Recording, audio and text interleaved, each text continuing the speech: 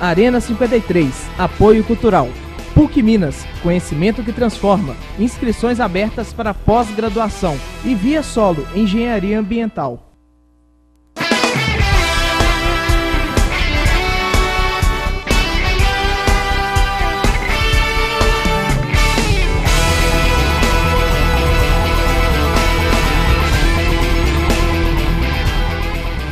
Boa noite, seja bem-vindo ao Arena 53, o seu programa esportivo e cultural da TV Betim.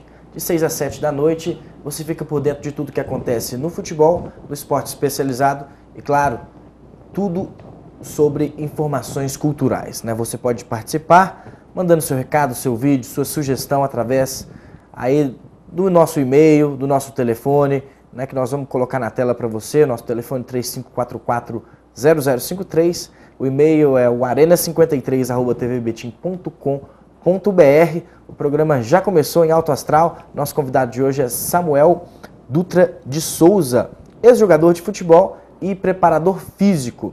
Ele que é pós-graduado em Fisiologia do Exercício e Treinamento de Força pela Unifoa e recém-chegado em Belo Horizonte. Samuel Dutra de Souza, ex-atleta profissional e agora preparador físico, atuou em equipes como Americano do Rio, Tupi, Rio Branco, Sampaio Correia, Sport, né, e foi preparador físico da equipe profissional do Boca Juniors em 2011. A princípio estava em negociação para assumir a categoria de base de uma grande equipe mineira, por isso veio para Belo Horizonte. Atualmente trabalha na Secretaria de Estado de Esporte. Seja bem-vindo, para a gente comentar um pouquinho aí sobre o mundo da bola, suas experiências, né, tanto dentro de campo como fora também. Boa noite, muito obrigado, será um prazer trocar essa experiência, né? Eu que me sinto um privilegiado por ter atuado tanto em campo, dentro do campo como jogador e também fora dele como preparador físico. Então, acaba que uma acaba ajudando a outra profissão, né? E é muito gratificante estar nesse meio do futebol, principalmente o brasileiro, né? Que tem esse futebol na veia. Pois é, você está com 30 anos, começou a jogar futebol quando? Na realidade, a gente começa lá na categoria de base, eu comecei com 7 anos, mas a vida profissional foi com 19 anos eu iniciei a carreira profissional no Americano de Campos. Fui para o Americano bem novo, com 15 anos, 14 para 15 anos, subi nas categorias desde a infantil, juvenil e júnior. Consegui chegar na equipe profissional e tenho assim, uma identificação muito grande pela cidade de Campos, porque fiquei no Americano ali por volta de 5, 6 anos da minha vida. Então, e a primeira equipe profissional. Foi a equipe que, como jogador, mais marcou. Tá certo. Você como atacante, né, tá com 30 anos, parece que parou aos 25. O que você sente mais falta do mundo da bola? Na realidade, o mundo da bola, às vezes é até mal compreendido. A gente tem esses maus exemplos, né, de jogadores que não têm aquele comprometimento, a gente vê bebida, e aqueles maus exemplos que a gente já vê normalmente no dia a dia.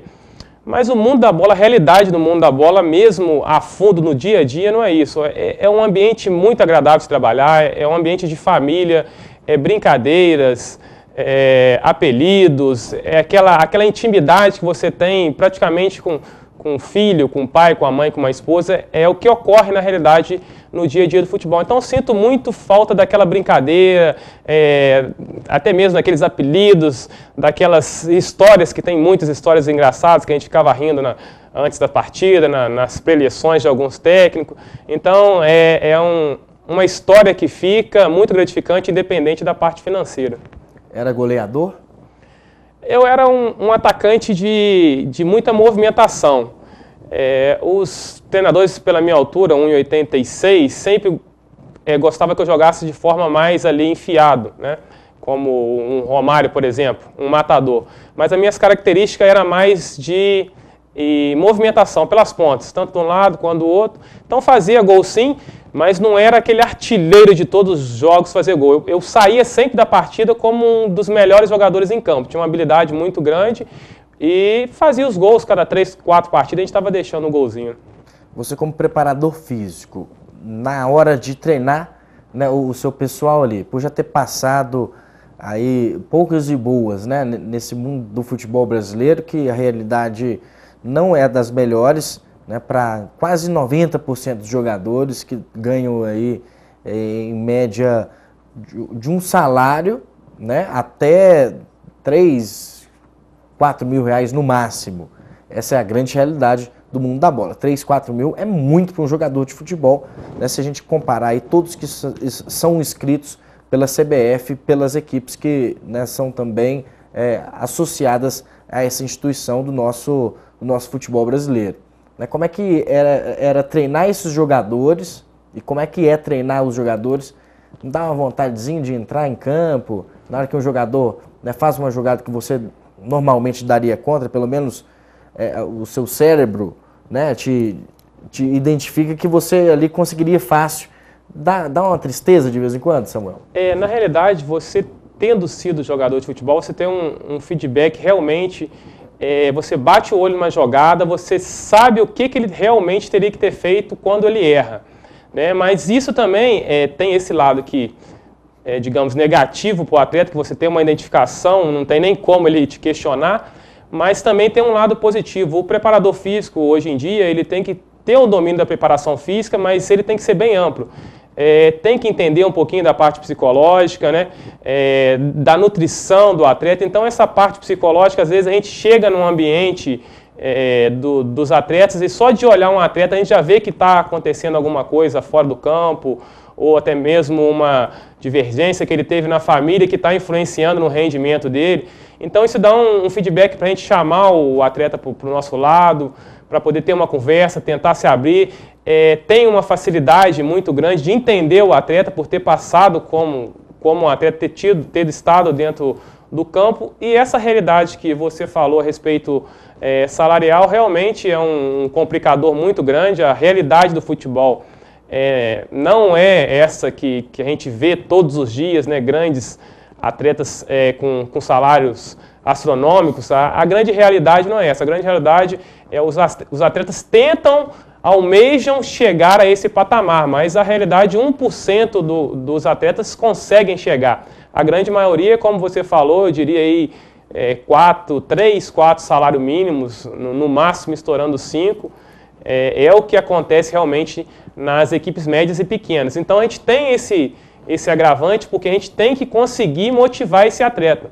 Né? Eu discrimino um atleta pela aptidão e pela motivação. Então, às vezes, você tem um atleta apto no seu grupo, apto relacionado à qualidade técnica, um atleta altamente competente tecnicamente, ele é apto para exercer aquela função, mas a parte da motivação está em baixa. Então, é complicado, mas a gente tem que saber buscar novas estratégias, motivar para que ele consiga chegar ao nível dos grandes atletas profissionais e conseguir retirar um rendimento melhor dos atletas. Como é que surgiu a oportunidade de trabalhar no Boca Juniors, né? A temporada de 2011, né, você esteve fazendo uma temporada lá também, isso, auxiliando nos trabalhos de preparação física. Como é que foi isso?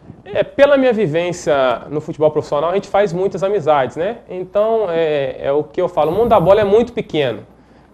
Então, você acaba que você joga com um jogador que conhece um outro jogador. Então, tinha um amigo lá que estava jogando na época no Boca Juniors, Pablo Mouti, conhecia também a sua família. E ele já conhecia meu trabalho, sabia que eu era preparador, já estava iniciando uma carreira como preparador físico, já tinha passado pelo Tupi, estava na equipe profissional do esporte.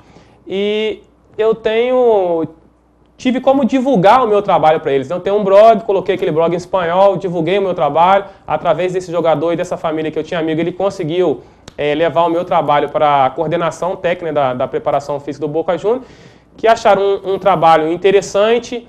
E por vir também de um brasileiro, chamou muita atenção e me convidaram para ir lá, sentamos, conversamos e foi uma experiência muito boa, estar junto ali daquela comissão técnica, foi uma troca de experiência, de cultura muito grande também, porque a preparação física no Brasil ela tem uma metodologia, na Argentina, apesar das bases ser a mesma, mas a direção é um pouco diferente, tendo em vista que os argentinos já têm uma cultura, desde a base, de um futebol mais agressivo, mais aguerrido, é um futebol voltado para a força, o que não acontece no Brasil. No Brasil, a metodologia, os nossos ensinamentos nas categorias de base é um futebol mais solto, mais alegre, deixar jogar, joga e deixa jogar, o que não acontece na Argentina. Na Argentina dominou a bola, você já tem que ter 1, 2 na marcação, então você não tem tempo de pensar, e para você poder fazer com que um atleta consiga 90 minutos ter essa disposição, essa performance, você tem que fazer um trabalho um pouco mais direcionado para a força e para a potência. Então, na Argentina, a gente utiliza alguns equipamentos, por exemplo, como para desenvolver a potência que o Bolt utiliza no atletismo para ter a explosão que ele tem, e uns equipamentos que não utilizamos no Brasil. Então, a grande diferença seria essa. Correto.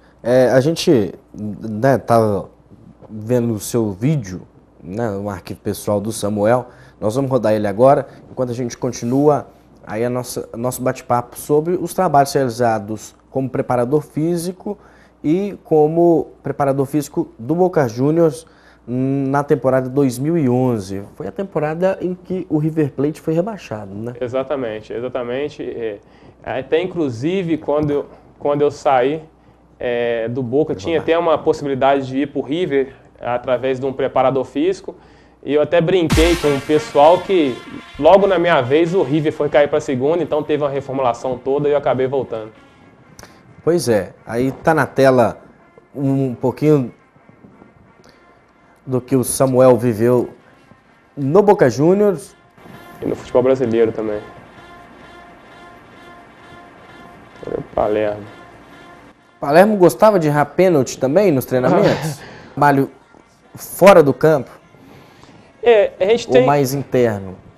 Tem na realidade, lá tinha 3 preparadores físicos, né? Então, tem uma organização muito grande. Tem um preparador físico que fica na parte da academia, que é aquele trabalho que eu estava fazendo ali de coordenação motora para poder ter um desenvolvimento na marcha do atleta, né? Melhorar um pouco o rendimento. Um atleta mais bem coordenado, ele tem uma performance maior. Então tem essa preocupação também de um trabalho de contrapeso, que a gente chamava lá, que era um trabalho de força, a gente desenvolvia a força no atleta sem a utilização de cargas muito pesadas, porque se você trabalhar com um atleta de alto rendimento, é necessária a força.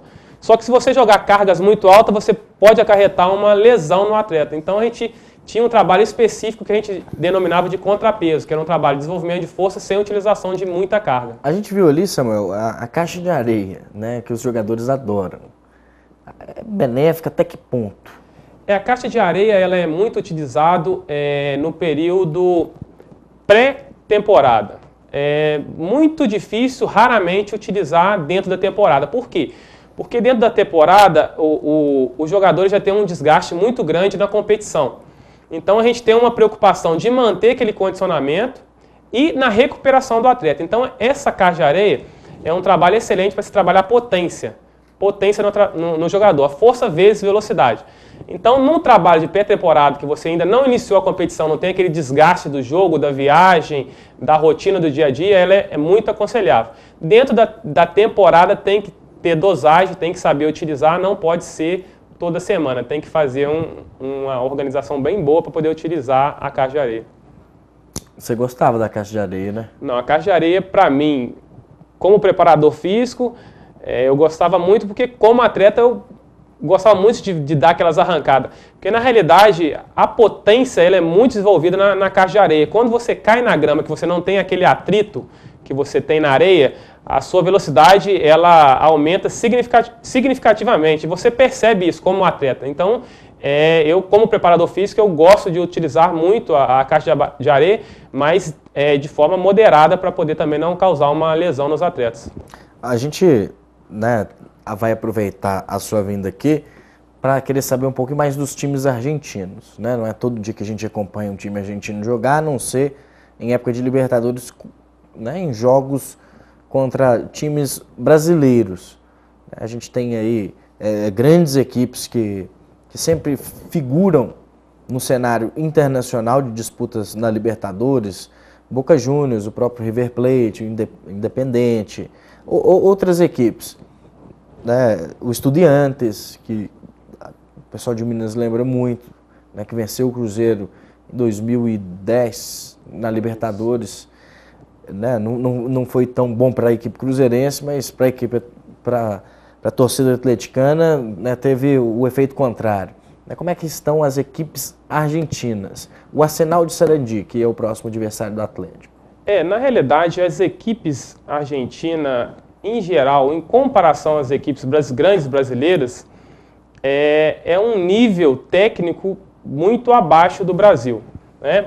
Como eu falei, as equipes argentinas, por natureza, elas tendem a estar voltadas para a força. Então, quando se encontra brasileiro e argentino, que a gente assusta aqui, naquelas jogadas mais bruscas, mais pesadas, mas na realidade é uma cultura de todos os clubes argentinos. Até para ilustrar bastante esse tema que a gente está abordando, quando eu estava na Argentina, eu tive uma ocasião que eu fui no Argentino Júnior, também uma equipe argentina, um estádio acanhado, muito pequeno, uma grama também não muito boa. E o que aconteceu? A gente estava ali com o preparador físico Alejandro Coban, a gente foi fazer um intercâmbio e estava tendo uma peneira no Argentino Júnior, onde tinha 2 brasileiros. Os brasileiros chegaram para conversar comigo e me cumprimentaram, foram para a peneira, eu continuei ali com o preparador físico e no final daquela peneira eles voltaram para despedir de mim. Eram 2 brasileiros, tinham viajado exclusivamente para poder fazer aquele teste. E eu perguntei como que foi. Eles falaram, não jogamos, não pegamos na bola. Eu falei, mas como que não pegamos na bola? Não tem condições de jogar aqui. Lá a gente faz um 2, domina, vira, olha. Aqui a bola nem chegou, eles já estão mordendo, a arbitragem não dá nada. Então, a filosofia do futebol argentino é essa pegada, essa vontade desde a base até o profissional. Então, tecnicamente, né, até o próximo adversário na Libertadores, tecnicamente não é uma equipe que assusta, mas a motivação, a disposição, a garra e a vontade, isso pode ter certeza que nunca falta. Então, se o brasileiro, né, equipes mineiras ou até mesmo qualquer equipe, for jogar contra uma equipe argentina e não tiver uma disposição extra, dificilmente vai conseguir uma vitória. Porque tem a qualidade técnica, mas a catimba, a raça e a vontade argentina não deixa os brasileiros jogar. É isso aí, nós estamos conversando com o Samuel Dutra de Souza, preparador físico, atualmente, né, trabalha na Secretaria Estadual de Esportes e está falando um pouquinho aí das suas experiências como atleta e como preparador físico. Daqui a pouquinho a gente volta com mais Arena 53, não saia daí, daqui a pouquinho tem Cruzeiro, Atlético e muito mais.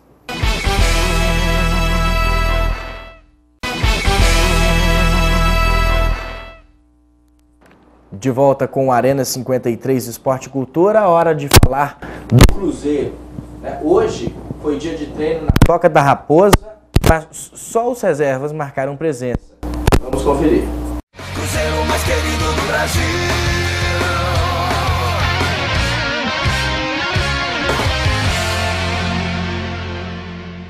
A qualidade do grupo tem se mostrado durante os jogos do campeonato. Líder absoluto desde a final do primeiro jogo, o banco do time tem sido fundamental nas vitórias. Que o digam Vinícius, Elber e Ricardo Goulart. No primeiro treino da semana que antecede o jogo contra o América, só os reservas foram para o campo. Motivação para Ananias, que pode ganhar a chance que espera. Dagoberto ganhou o 3º amarelo e não enfrenta o Coelho. O grupo está muito qualificado, todos que vêm entrando bem, fazendo sombra para quem está jogando, isso é importante também. E a obrigação também de quem está no banco, está ligado para entrar bem, para mudar o jogo. A zaga tem mudado a cada jogo devido a contusões. Bruno Rodrigo fez os 3 primeiros jogos e ficou de fora nos últimos 5. Contra o Vila Nova, Paulão sentiu, mas Bruno está de volta. Entre os grandes times do país, o Cruzeiro é o que menos jogou. Para Bruno, o que parece ser problema, tem um lado bom. Tá bom, dá tempo de treinar, de todo mundo se conhecer. Acho que agora vai dar a gente vai começar a jogar um pouco mais aí, porque vai começar a Copa do Brasil, já no outro meio de semana já tem jogo, então acho que tá bom, a equipe tá se entrosando, tá se encorpando, acho que tem tudo para crescer. E o Cruzeiro, que vai ter uma certa dificuldade pelo Paulão não jogar, mas Bruno Rodrigo, que participou das 3 primeiras rodadas, tá de volta após permanecer 5 de fora. As oportunidades são assim nesses times grandes, né? ainda mais com o tanto de campeonato que vem aí pela frente. Cruzeiro e Atlético montaram um grande elenco e não vai ser diferente aí para nenhuma das duas equipes essa utilização do banco de reservas.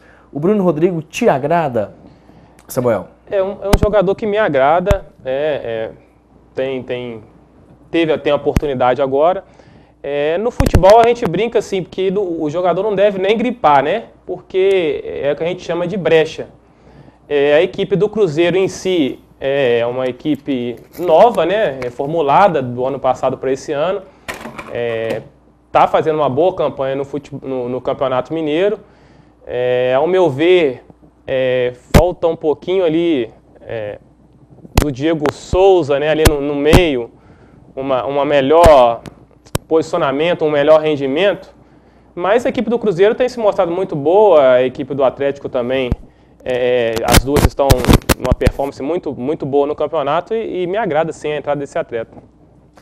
Bem, além do Bruno Rodrigo, a gente tem o ataque do Cruzeiro que vai sofrer, entre aspas, com a falta do Dagoberto no próximo clássico contra o América. Quem deve entrar? Sua opinião? O Dagoberto, na realidade, na minha opinião, é um dos melhores atacantes que tem tecnicamente no Brasil. Eu, particularmente, tive a oportunidade de atuar ali no Sampaio Corrêa e vi uma partida entre o Dagoberto, jogava pelo Atlético Paranaense e Motoclube. Ele pegou uma bola no meio de campo e cortando em diagonal levou a bola dentro do gol. Então ele tem uma qualidade técnica muito grande. Eu não imagino qual vai ser a opção do técnico para essa entrada, mas é uma perda muito significativa.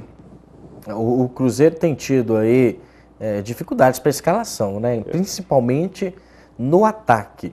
Né? Uma disputa sadia ali também entre Everton e o lateral esquerdo que veio do Goiás, né? Nós vamos lembrar o nome dele aqui rapidinho, mas no ataque o bicho está pegando mais, né? Realmente, ataques são características, então o treinador, o que ele vai observar para colocar um novo atleta? Primeiro, o momento, né? O momento do atleta. E em segunda, a característica. No ataque a gente tem dois tipos de característica, né? Egídio. Ou aquele jogador finalizador. Então, se sair um atleta finalizador, aquele jogador enfiado, teoricamente tem que entrar um jogador enfiado. Então, não tem como muito fugir disso. O Dagoberto é um jogador mais de movimentação, cai pelas pontas, é muito habilidoso. Então, eu acredito que a opção seja por um atleta que venha buscar, tem essas mesmas características, né, de muita movimentação, tecnicamente é uma qualidade técnica maior. Eu penso dessa forma.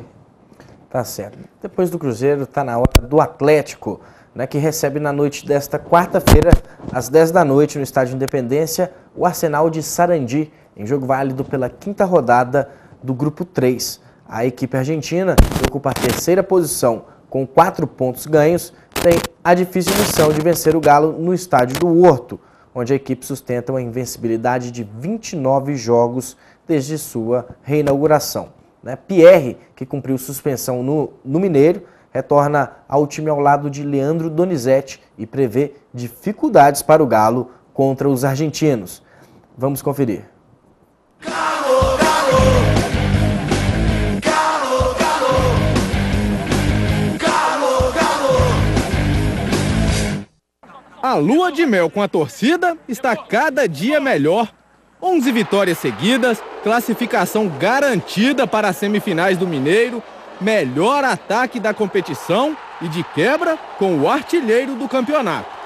Mas o tempo para comemorar essa boa fase é curto. Amanhã o Atlético já volta a campo e logo num jogo de Libertadores. A gente tem que se preparar para tudo, né? A gente sabe que Libertadores não tem jogo fácil, não tem adversário, né, que a gente encontra facilidade, porque a gente sabe que não ganhamos nada até agora. A gente vem numa campanha boa e a gente tem que manter os pés no chão para continuar aí galgando coisas grandes. Ainda mais quando do outro lado tem um time argentino. Contra o São Paulo eles já mostraram, né, como eles jogam fora de casa.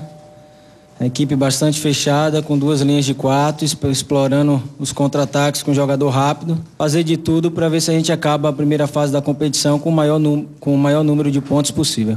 Por isso mesmo, tranquilidade tem sido a palavra de ordem no Atlético. E é mais um jogo difícil, mais um jogo muito complicado. A gente não pode entrar relaxado e se preparar para uma guerra mesmo, porque a gente tem que continuar de alguma maneira conquistando essas vitórias aí, para que a confiança, né, permaneça aqui, para que a gente continue com esse bom ambiente, que a gente entre na próxima fase aí também com essa mesma gana e com essa mesma vontade aí. Samuel, o Atlético não é novidade para nenhum time sul-americano mais, né? Ocupa a primeira posição do grupo 3, aí já com 4 partidas, né? 100% de aproveitamento da Libertadores, enfrentou o Arsenal de Sarandi em Sarandi, ali na província de Buenos Aires, e não teve dificuldade, né? Meteu uma goleada de 5, poderia ter sido mais. O Atlético, né, tem ganhado os holofotes e tem ganhado também análise dos técnicos para essa composição entre os jogadores, que tem sido, né, de apresentações fantásticas até o momento. Você acha que o Atlético vai ter muita dificuldade nesse jogo de quarta-feira? E com a ausência do Bernard, o bicho pode pegar ainda mais? Na minha opinião, o Atlético é o melhor time sul-americano no momento. Não tem a mínima discussão. Tendo em vista isso, com certeza eles vão vir fechado, como foi comentado na matéria, 2 linhas de 4. Eu acredito até que uma linha de 4 e uma segunda linha de 5, com um atacante voltando para compor o meio de campo. Então, creio que vão fazer uma marcação muito pesada em cima do Ronaldinho, catimbar, com certeza, tentar arrumar uma expulsão. Acho que a única forma deles conseguirem algum resultado positivo seria através da catimba ou conseguindo uma expulsão, alguma coisa do tipo da equipe do Atlético. Caso contrário, eu imagino um jogo controlado pelo Atlético. Tive a oportunidade de estar pessoalmente assistindo domingo Atlético e Tupi. O Atlético está com uma equipe muito bem organizada, muito bem taticamente, trabalha conscientemente a bola, cria as oportunidades. O que é mais difícil numa equipe de futebol é criar as oportunidades. E o Bernard, ele atuou contra o Tupi 20, 30 minutos, né? Tomou um carrinho ali, ele se lesionou e faz falta, né? Um jogador rápido de movimentação dos dois lados. Mas é o momento, quando a equipe está muito bem, independente do jogador que entra na equipe, ela continua bem, né? É lógico que é uma falta importante, mas a equipe do Atlético está muito bem, tem o Jô, tem o Tardelli que encontrou seu futebol, está fazendo uma partida muito boa, e o Ronaldinho está numa fase excepcional, muita qualidade técnica, movimentando, passos corretos. Você vê que ele tem o controle da equipe, ele orienta. Quando ele não toca na bola, ele orienta para onde que aquela bola vai. Então, você vê que a equipe está homogênea, que está todo mundo integrado. Então, é muito difícil ganhar do Atlético, independente de qual equipe que seja. Palpite, né, para esse jogo de quarta-feira? Para mim, 2-0. Um gol de pênalti do Ronaldinho e um gol do Jô. Vamos ver. Esse nós vamos ter o nosso novo profeta aqui no Arena 53, viu? Acho que o Colete daria uns 5-2 para o Atlético, né? O grande Colete se ausentou ontem, mas vai estar de volta rapidamente com a gente aqui no Arena 53. Deixando o Galo um pouquinho de lado, desejando boa sorte na sequência da Libertadores, a gente vai falar do Sada Cruzeiro, né, que venceu a segunda partida da semifinal em São Paulo e se classificou pela 3ª vez consecutiva para a final da Superliga. Vamos ver como foi a vitória de 3-0 contra o SESI São Paulo. O time de Marcelo Mendes entrou forte e conseguiu outro 3-0 em pouco mais de 1h40 de partida. No primeiro set, o Cruzeiro venceu por 25-22, depois de um saque para fora do SESI. A segunda parcial começou equilibrada, mas no fim do set, o Sada Cruzeiro virou o placar e com o ponto de Wallace, fechou o set em 25-23. O terceiro set foi o mais longo, com o time paulista à frente, mas o Sada Cruzeiro buscou a diferença e numa disputa apertada garantiu a vitória no jogo, fechando o set em 36-34. O adversário do Sada Cruzeiro na final só será conhecido na próxima sexta. É que o Vivo Minas venceu o RJX e forçou a terceira partida da série. Jogando em casa, o Vivo Minas passou pelo Rio de Janeiro por 3-0, com parciais de 25-21, 27-25 e 25-20. Tá aí o Vivo Minas também, que segue firme na Superliga Masculina de Vôlei, né? Como já foi dito, no último sábado a equipe mineira venceu o Rio de Janeiro por 3-0, com parciais de 25-21, 27-25 e 25-20, né? Em 1h50 de jogo. O próximo jogo vai ser no Maracanãzinho, nesta sexta-feira, às 9h30 da noite, partida decisiva aí, para ver quem vai pegar o Sada Cruzeiro na grande final. Torcida para o Minas, lógico, né, que não pode ficar de fora e fazer essa final histórica da Superliga, os mineiros mandando ver, o Lucarelli sempre sendo o destaque da equipe mineira. Vamos ver quem vai ser esses dois finalistas aí, tomara que seja o Minas. Algum palpite aí sobre o voleibol mineiro, a Superliga, né, em termos de preparação física, o que diferencia de um atleta de futebol de campo para um atleta de quadra? Tem muita diferença nisso aí, Samuel? Tem uma diferença muito brusca. Fazendo uma análise rápida aqui, o futebol ele é um esporte aeróbico e anaeróbico. O que seria isso? Aeróbico é quando é uma atividade de longa duração e anaeróbico é uma atividade de intensidade alta. Então, aeróbico, longa duração, intensidade baixa. E anaeróbico, intensidade alta e duração curta. Então, o futebol ele tem esses dois ingredientes. Tem tanto a parte aeróbica quanto a anaeróbica. Já o vôlei, ele é praticamente anaeróbico, né? Você tem que trabalhar só a intensidade. Essa resistência longa que você tem no futebol de suportar 90 minutos correndo, não existe no vôlei. Então, a preparação para um atleta de vôlei é totalmente diferente para um atleta de futebol. Vai trabalhar força, vai trabalhar salto, vai trabalhar potência, tudo relacionado à intensidade e duração curta. Você acha que o Minas consegue passar pelo RJX? Eu acredito que sim. Tem uma estrutura muito boa. Eu que estive acompanhando o início, né? A equipe de Juiz de Fora não foi muito bem, mas a equipe do Minas tem uma estrutura muito boa e uns profissionais de grande qualidade. Acredito que sim, que tem uma grande possibilidade de passar. É isso aí. Bom, gente, daqui a pouquinho a gente vai ter dica de filme, vídeo do telespectador, tem também o raio-x, nosso raio-x está muito especial. Eu gostaria já de agradecer a sua participação aqui no Arena e que você deixasse um convite, né? O Samuel Dutra, que também vai fazer uma palestra aqui na Faculdade Pitágoras em breve. Gostaria que você deixasse sua mensagem aí para o telespectador. Obrigado por ter vindo, né? Sucesso aí na sequência de sua carreira e que você possa dividir com outras pessoas cada vez mais esse conhecimento adquirido ao longo do tempo, tanto como jogador quanto como preparador físico. Sucesso, viu, Samuel? Muito obrigado. Sim, obrigado. Eu vou fazer realmente uma palestra ali na Faculdade Pitágoras de Betim, né? Ali do coordenador Adenilson, uma faculdade muito bem organizada, uma coordenação muito boa. Do professor Juan, que é de futebol, dia 22, estarei lá, né, nessa palestra de tendências atuais na metodologia do treinamento da preparação física no futebol. E quero deixar também o meu contato, caso tenha alguma faculdade ou até mesmo, né, alguns clubes que têm interesse em uma palestra ou até mesmo um intercâmbio de conhecimento, que é muito importante dentro do meio do futebol.